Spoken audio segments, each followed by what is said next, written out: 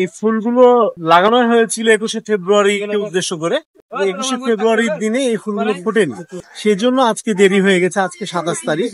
আমরা 21শে শহীদদের স্মরণে এবং যারা ভাষার জন্য লড়াই করেছিলেন তাদের উদ্দেশ্যে এই ফুলগুলো নিয়ে এসে 21 লিখে তাদের প্রতি সম্মান বা শ্রদ্ধা জানানোর জন্য।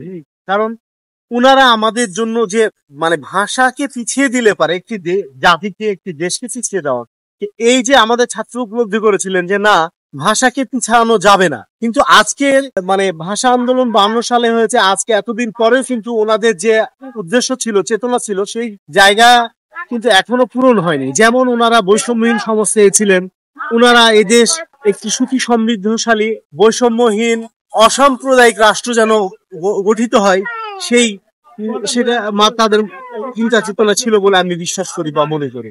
আজকে এত বছর পরে কিন্তু সেটা হয়নি। কাজেই এইটা করার উদ্দেশ্য এইটাই, যদি আমাদের ছাত্ররা বা আমাদের নতুন প্রজন্ম যদি এইটা দেখে উৎসাহিত হয়, অনুপ্রাণিত হয় এবং কেন ভাষার জন্য জীবন দিয়েছিলেন, লড়াই করেছিলেন, সেটা যদি উপলব্ধি করেন, বোঝার চেষ্টা করেন, তাহলে সে একজন সুস্থ মানুষ হিসেবে গড়ে উঠবে, আলোকিত মানুষ হিসেবে গড়ে উঠবেন এবং দেশ এবং জাতির জন্য অবদান রাখার চেষ্টা করবেন এবং সেভাবে একটি দেশ এবং জাতিকে এগিয়ে নিয়ে যাওয়া যায় বলে আমি বিশ্বাস করি।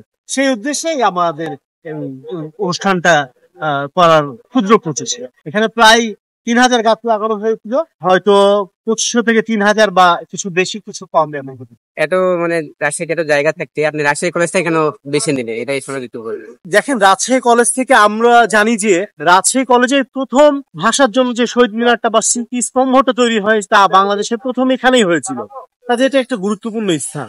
আর এখানে ছাত্র ছাত্রীদের পদচারণা আছে। এখানে এই যে সবাই আসতে দেখছে, এখান থেকে যদি মানুষের প্রশ্ন জায়গায় জানার ইচ্ছা হয়, তাহলে এটা সহজ হয়ে যায়। মেসেজটা আমরা যেটা বলতে চাই সেটা পৌঁছে দেওয়াটা সহজ হয়ে যায়। এটাই উদ্দেশ্য, আর কোন উদ্দেশ্য।